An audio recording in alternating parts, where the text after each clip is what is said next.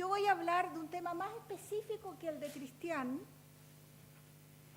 que son las condiciones, características y desafíos que enfrenta un sistema descentralizado de educación pública para Chile. El punto de partida de todo mi análisis y el supuesto, el entendido del cual parto, que es que hay una urgencia tremenda de revalidar y fortalecer la educación pública provista por el Estado, financiada y provista, entregada por el Estado, y en que el Estado es propiedad de los establecimientos, el Estado en una figura descentralizada en el caso de lo que voy a proponer. Entonces, tenemos un imperativo ético y necesario, y importante para el interés general del país, ya que la educación pública forma en valores y asienta las bases cognitivas y conductuales de la ciudadanía, expresa y fortalece la pertenencia a una sociedad, contribuye a la formación de capital humano y al desarrollo económico y cohesión social e integración dentro del país. En la lámina hay otros aspectos que más o menos convergen con lo que planteaba Cristian, así que no las voy a leer expresamente.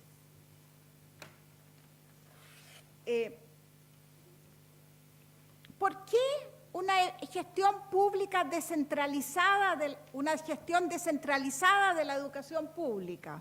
Está un poquito mal redactado el título. En primer lugar, voy a presentar algunos elementos que derivan de la evidencia internacional. Después me voy a introducir muy someramente al caso de Chile.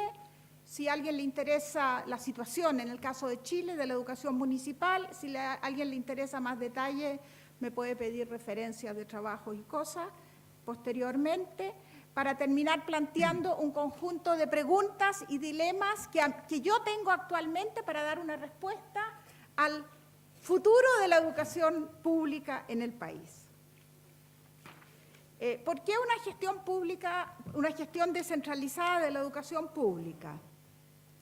En general, en los países, una vez lograda la masificación del sistema educacional obligatorio, empiezan a surgir ventajas, o tiene ventaja descentralizar la educación, principalmente porque cuando ya el tema de la cobertura deja de ser prioritario, que entren todos los niños al sistema, pasa a ser mucho más prioritario y mayor relevancia el tema de la calidad de la educación. La mejora de la calidad de la educación, entendiendo la calidad de la educación como aprendizaje cognitivo, formación de ciudadanos, desarrollo de los talentos o de los talentos que tiene cada una de las personas o de los estudiantes de la población. Ahora, la mejora en la calidad entendida de esa forma se juega claramente en el nivel más básico del sistema, que es la escuela, la enseñanza y el aprendizaje en el aula y la forma en que el director y su equipo de gestión gestionan las materias técnico-pedagógicas y encaran dentro de su institución, dentro de su colegio, la disciplina, la convivencia y la relación con los apoderados. Por otra parte, el funcionamiento de las escuelas y cómo se encaran esos temas no es ajeno a las características del entorno en que se insertan las escuelas y con el cual necesariamente interactúan, entendiendo por entorno tanto el entorno social e económico que rodea a la escuela y las características de la familia, como parte del entorno también el marco normativo institucional y la política educativa, las normas que rigen el funcionamiento del sistema, y ahí claramente, en el caso chileno, por ejemplo, está el tema de lo particular subvencionado y municipal, cofinanciamiento, selección de alumnos, etcétera, etcétera.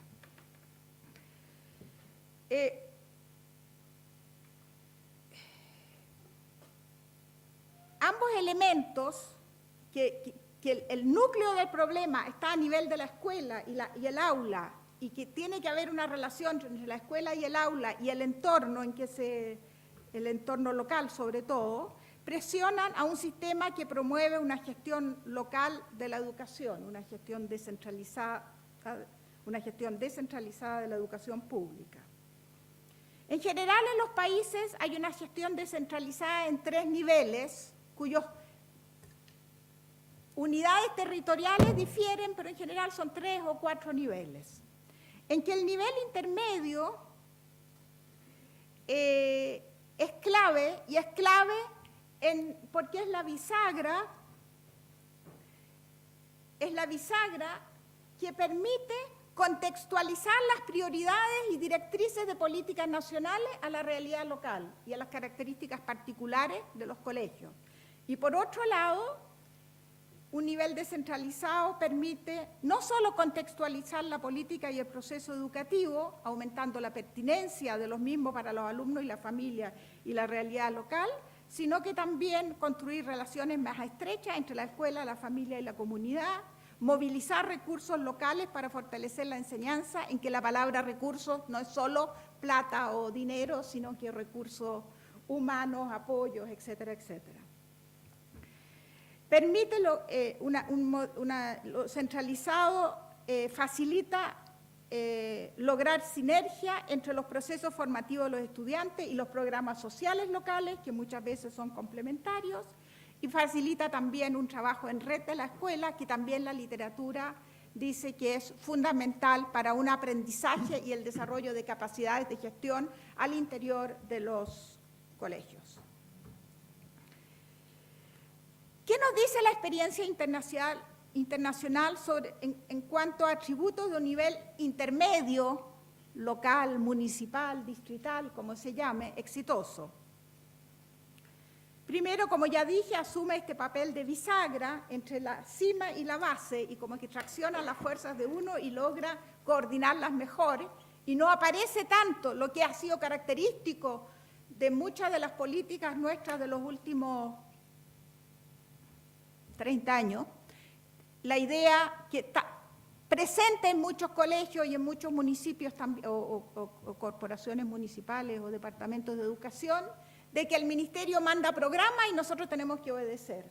Y muchos de esos programas no son los prioritarios que nosotros hemos definido, no son pertinentes para nuestros alumnos, bla, bla, etcétera, etcétera, etcétera. Yo no me quiero detener pero la evidencia es amplia. Entonces, es este rol de bisagra, que no significa ni disminuir la iniciativa de los docentes y de los directivos, ni disminuir el papel del Estado central o de la política central, nacional, sino que lo que trata es equilibrar y juntar las dos cosas para que no haya esa escisión o esa falta de intermediación entre los diferentes niveles.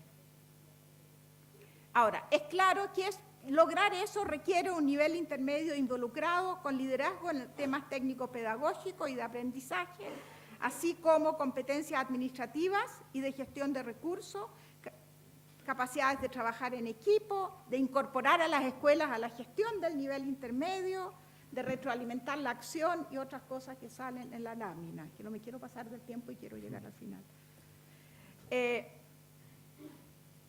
En general, la evidencia internacional también indica que las autoridades locales exitosas o intermedias exitosas tienen claridad en sus propósitos y en la dirección del cambio que desean impulsar en su territorio. Proyectan un sentido de visión y misión y cuentan con una narrativa asociada sobre la importancia de su visión. Planifican a mediano plazo y plantean metas operativas concretas, viables y asociadas al aprendizaje de los alumnos. Involucran y desafían a las escuelas y las apoyan con estrategias concretas para alcanzar la meta que se han definido las escuelas, respondiendo y por tanto responden a las necesidades de la escuela, les entregan apoyo técnico-pedagógico.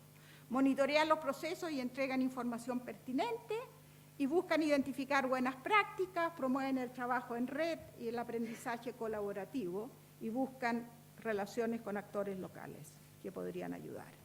¿Qué pasa en Chile? El municipio está lejos de las características, el municipio en lo grueso, en el conjunto de los municipios, está muy lejos de cumplir este rol de nivel intermedio de autoridad local. Por ¿por qué? Uno podría preguntarse por qué. Bueno, esto tiene que ver con la reforma del año 1981, la municipalización de la educación, una especie de entregar la educación a los municipios sin capacitarlos, sin informar, sin entregar, o sea, como le dicen, administre usted estos recursos que yo los voy a traspasar para la educación. Y administran los recursos, son buzón de administración de recursos. El sostenedor, como ya dijo, el sostenedor ministerial, como ya dijo Cristian, solo se incorpora como un actor visible y real a la política educativa, más o menos 2005, 2006, por esos lados. Y que es cuando el nivel nacional lo responsabiliza no solo de administrar recursos financieros, sino que de gestionar la educación, de comprometerse con metas para sus colegios, de planificar, de tomar decisiones, etcétera, etcétera, y de rendir cuentas. Que esto se intensifica con la ley CEP en particular. Estas políticas de alguna manera rompen la bicefalia del sistema en que por un lado teníamos sostenedores municipales encargados de la administración de los recursos y el ministerio encargado de apoyar a las escuelas en lo técnico-pedagógico, y claramente habían disfunciones o disonancia entre las conductas de ambos. El entorno geográfico y social en que se emplazan las escuelas tampoco ha estado presente o solo ha estado presente muy marginalmente en la política nacional, con algunas iniciativas particulares para la educación rural, las áreas más aisladas, etc. Y por último, junto a eso, o sea, la poca presencia que ha tenido en la política, la poca formación, poca preocupación por crear capacidades en el sostenedor para administrar la educación pública de forma descentralizada. Junto con eso hay que la educación municipal opera con reglas más restrictivas que la educación particular subvencionada en la gestión de recursos humanos, está sometido a más controles legales y administrativos de la Contraloría, atiende a los alumnos más vulnerables, no puede seleccionar y excluir alumnos, dispone de menos recursos por alumno porque por definición, y está bien, no puede exigir copago de la familia, etcétera, etcétera. O sea, hay una serie de restricciones. Pese a lo anterior, no pocos municipios han incursionado en el área técnico-pedagógica. No obstante, solo unos pocos tienen una imagen clara de lo que implica y las responsabilidades que conlleva gestionar la educación municipal de una comuna. Los municipios con experiencia más avanzada tienden a ser los más grandes, los que tienen más recursos, los que mantienen o sostienen una administración financiera relativamente saneada, tienen un piso de dotación de profesionales en el ámbito técnico. No obstante, también hay municipios pequeños que han avanzado en la consolidación. Vale decir, la escala o el tamaño no es el factor clave para definir el futuro. Un caso ilustrativo, no voy a entrar en detalles, sobre una buena gestión y que además se ha difundido el año pasado en una especie de análisis, es el caso de Maipú. Hay otros, pero ese es como el más públicamente más conocido o probablemente más conocido porque publicaron un libro, hicieron un seminario, etcétera, etcétera, y que ilustra un poco las características del nivel intermedio.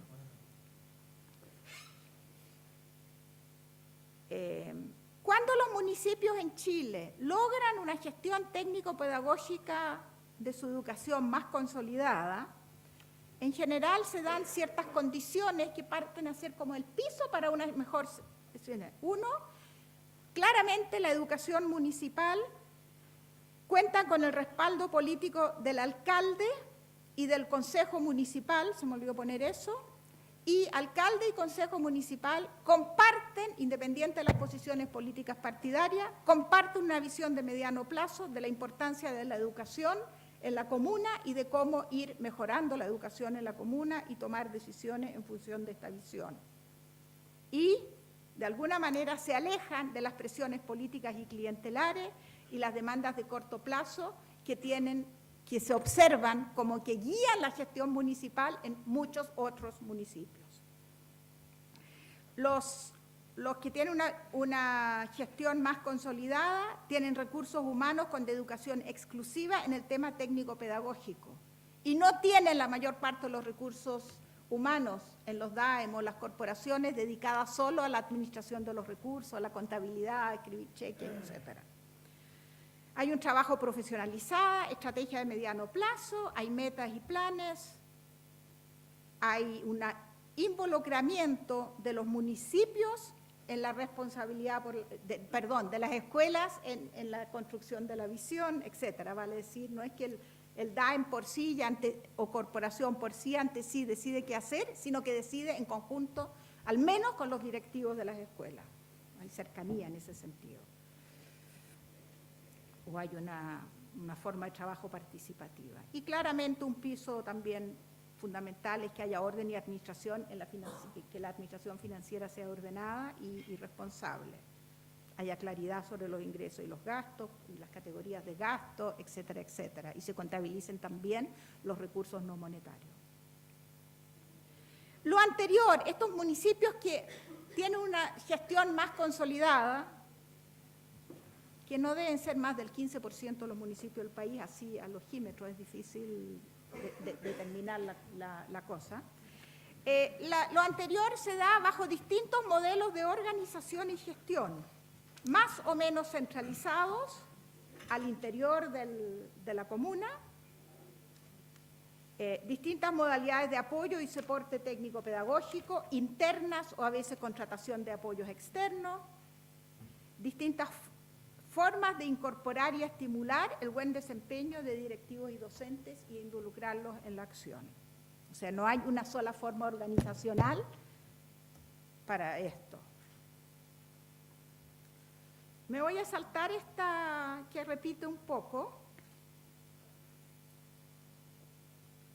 pero que solo dice que en realidad lo que se observa en Chile, los municipios que tienen una gestión más consolidada se acercan más a lo que dicen las experiencias internacionales que los otros. Eso más o menos lo que dice esta lámina con respecto a las otras. Quiero terminar planteando ciertos dilemas que tengo yo, dilemas en la coyuntura presente de la educación municipal, y que creo que tenemos todos los que estamos acá y estamos interesados y queremos fortalecer y revalidar la educación pública. De un lado hay un avance importante, y estos dilemas voy a plantearlos son como tres temas básicos. El primero dice, de un lado hay avances importantes y aprendizaje para la gestión municipal de la educación en el país, y modificaciones recientes en el marco normativo e institucional favorecen una gestión más autónoma de las escuelas guiada por el sostenedor municipal. No me metí en los cambios recientes, me refiero a la superintendencia, la agencia de calidad, la subvención preferencial, etcétera, etcétera. De otro lado, y Cristian lo ilustró muy bien, a nivel político se observa un desprestigio y cuestionamiento creciente a la gestión de la educación pública por parte de los municipios, sin que se haya logrado un acuerdo sobre el futuro de la educación municipal. Y todas las propuestas que hay son, como dice Cristian, simbólicas, más que realmente que los actores convencidos y la compartan. Hay un cierto acuerdo en que la gestión de la educación pública debiera ser descentralizada, tener raíces regionales o locales, estar en manos de una entidad cuyo giro único sea la educación, y estar distanciada o al menos protegida de los ciclos políticos de las elecciones municipales.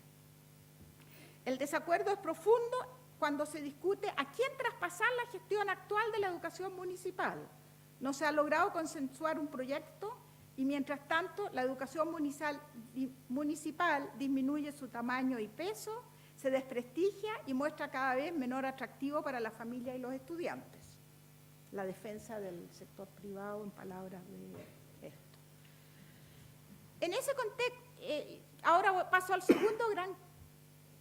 Y en ese contexto, ¿cuánto más va a demorar la definición de una nueva figura legal para la gestión local de la educación? Me pregunto yo. ¿Cuál es el costo asociado a la creación de la nueva figura, cualquiera sea ella, y al traspaso de las escuelas y los profesores a ella? ¿Quién asegura que los responsables de la nueva figura dispondrá de las competencias, experiencias y capacidades necesarias para liderar el proceso educativo de calidad en el territorio. ¿De dónde y de quién la nueva figura va a recibir el respaldo político local que requiere la gestión de la educación en el territorio? ¿Qué hacer para que mientras no se decida sobre la nueva figura, no se debiliten y pierdan los importantes esfuerzos de gestión de su educación que está realizando una parte de los municipios? ¿Qué hacer para que los esfuerzos de una parte de los municipios no se pierdan? ¿Cómo evitar que las energías y recursos ya invertidos y los aprendizajes logrados no se pierdan? Pero además de esas preguntas que me inquietan, porque yo veo que no hay decisión y mientras tanto esto, ya, un poquito más. Hay una pregunta mayor que yo me hago. La realidad socioeconómica y de la educación, así como la disponibilidad de competencias para gestionar la educación, varía a lo largo del país. En estas circunstancias, ¿es conveniente pensar en una misma organización y figura local para en cada territorio? ¿O más bien es hora de abrir las puertas a una descentralización efectiva, entre comillas, por favor, se me olvidó ponerla, una descentralización efectiva de la educación, entendiendo por tal que los actores presentes en un territorio, sea comuna, varias comunas, provincia o región, se reúnan y definan en conjunto una organización adecuada a su realidad? Cualquiera sea el camino por el cual se opte, es importante enfrentar un desafío clave que toca el corazón de la educación pública, transmitir en todos los niveles, nacional, intermedio, local y todos los actores, una narrativa e imagen positiva sobre los valores y méritos de una educación de la educación pública y de la educación pública de gestión local, en mi postura, sus valores, prioridades, atributos y aportes. Ello implica, entre otros, abrir conversaciones sobre el tema con los actores involucrados en el proceso educativo en regiones, provincias y comunas. Y creo que con eso termino. Muchas gracias.